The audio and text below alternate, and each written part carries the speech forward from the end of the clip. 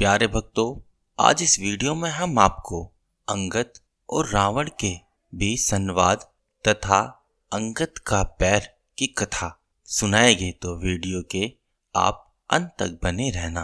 राम सेतु निर्माण के बाद समस्त वानर सेना समुद्र को पार करके लंका तक पहुंच जाते हैं। लंका पहुंचने के बाद श्री राम सुग्रीव को आदेश देते हैं कि वह अपने अपने पड़ाव यहाँ डाले।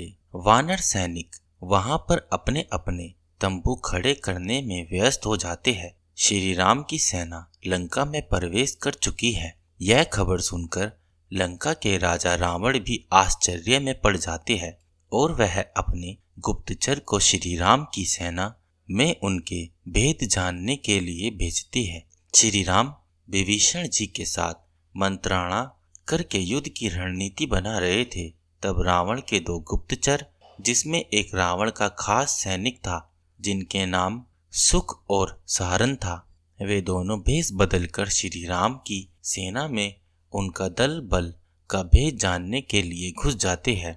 रावण के गुप्तचर सुख और सहारन वानर सैनिकों का भेष धारण करके श्री राम की सेना में इधर उधर घूम रहे थे ताकि उनकी पूरी छावनी की व्यूह रचना का भेद जान सके। लेकिन विभीषण उन दोनों को पहचान जाते हैं और उन्हें पकड़कर श्री राम के समक्ष लेकर आते हैं। लक्ष्मण, जामवंत, अंगद और सुग्रीव आदि सभी श्री राम से आग्रह करते हैं कि उन दोनों गुप्तचरों को मृत्युदंड दिया जाए, क्योंकि युद्ध नीति यही कहती है एक गुप्तचर यदि पकड़ा जाए तो उसके लिए मृत्युदंड का ही विधान है। लेकिन श्री राम रावण के दोनों को गुप्तचरों को छोड़ने का आदेश देते हैं और कहते हैं कि युद्ध में विजय और पराजय केवल गुप्तचरों पर निर्भर नहीं करते, और यदि ऐसा है तो योद्धा का रण कौशल और पराक्रमी होना व्यर्थ है। इसलिए श्री राम दोनों लोग गुप्तचरों को मुक्त करने का आदेश देते हैं। उन दोनों को यह भी कहते हैं कि यदि तुमने हमारी पूरी छावनी का अवलोकन न किया हो तो तुम अभी भी पूरी छावनी का अवलोकन कर सकते हो, बल्कि महाराज विभीषण तुम्हें खुद अवलोकन करवाएंगे।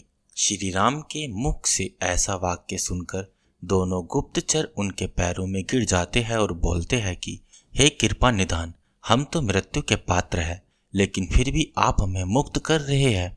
वाकई में आप जैसा उदार और दयालु शत्रु हमने आज तक नहीं देखा। यह कहकर दोनों गुप्तचर चले जाते हैं। जब यह खबर रावण को पता चलती है तो वह अपने दोनों गुप्तचरों को धिक्कारता है और कहता है कि तुमने अपने प्राणों के भय से आत्मसमर्पण कर दिया। अगले दिन श्री राम की सेना लंका पर चढ़ाई करने के लिए तैयार थी। मर्यादा पुरुषोत्तम श्री राम ने अंतिम बार रावण को अवसर देने का विचार किया, इसलिए उन्होंने एक बार फिर रावण के पास शांति प्रस्ताव भेजने का निश्चय किया। श्री राम की तरफ से रावण को शांति प्रस्ताव देने के लिए बाली पुत्र अंगद को चुना जाता है, जबकि लक्ष्मण जी बजरंगबली हनुमान को दूत बनाकर भेजने का परामर्श देते हैं। लेकिन श्री राम ने यह सोचकर उन्हें दूत बनाकर नहीं भेजा, क्योंकि वह पहले भी रावण के दरबार में जा चुके हैं। इससे रावण को यही लगेगा कि हमारी सेना में हनुमान के अतिरिक्त कोई वीर वानर नहीं है। युवराज अंगद को शांति प्रस्ताव लेकर लंका में भेजा जाता है। लंका के द्वार रक्षक अंगद को महाराज रावण के दरबार में ले जाते हैं। रावण के दरबार में अंगद का एक दूत की तरह सम्मान न होने के कारण वह बोलता है, हे रावण, मैं श्री राम का दूत हूँ, इसलिए आपका कर्तव्य था कि मुझे एक दूत की तरह सम्मान देकर मेरे लिए एक आसन की व्यवस्था होनी चाहिए थी, किंतु आपने ऐसा नहीं किया। इसलिए मेरा यह धर्म बनता है कि मैं यहाँ से लौट जाऊं, लेकिन मेरे ऐसा करने से श्री राम प्रभु का संदेश आप तक नहीं पहुँच पाएगा। इसलिए मैं स्वयं ही अपने लिए एक उचित आसन का प्रबंध करता हूँ। इतना कहकर अंगद अपनी पूंछ से रावण के सिंहासन जितना ऊंचा आसन बना लेते हैं और उस पर बैठकर बोलते हैं, हे लंकापति रावण, मैं महाराज बाली का पुत्र अंगद हूँ। मेरा प्रभु श्री राम ने मुझे आपको अंतिम अवसर के रूप में शांति प्रस्ताव सुनने के लिए भेजा है। अतः श्री राम जी का संदेश ध्यान से सुने। हे रावण, आप त्रिलोक विजयी, अत्यंत शक्तिशाली भगवान शिव के परम भक्त और परम ज्ञानी हैं। उनके पश्चात भी आपने जगत में निंदा के योग्य कार्य किया है, जिसमें आपने हमारे स्वामी श्री राम जी की पत्नी सीता माता का हरण किया है। श्री राम अपने पत्नी सीता को मुक्त कराने और आपको आपके कर्मों का दंड देने के लिए लंका के द्वार तक आ गए हैं, लेकिन उन्होंने आपको अंतिम बार शांति स्थापित करने का अवसर दिया है। श्री राम का कथन है कि आप उनकी पत्नी सीता को सम्मान सहित उन्हें लौटा दे तो वह बिना युद्ध किए वापस लौट जाएंगे और आपकी लंका नगरी भी विध्वंस होने से बच जाएगी। अंगद के मुंह से शांति प्रस्ताव सुनने के बाद रावण का अहंकार और भी बढ़ जाता है, क्योंकि वह सोचता है कि श्री राम ने मेरे भय के कारण युद्ध से बचने के लिए शांति प्रस्ताव भेजा है। रावण हंसी उड़ाते हुए कहता है, तुम्हारे श्री राम में मुझसे युद्ध करने की हिम्मत नहीं, इसलिए उसने तुम्हें दूत बनाकर शांति का प्रस्ताव भेजा है।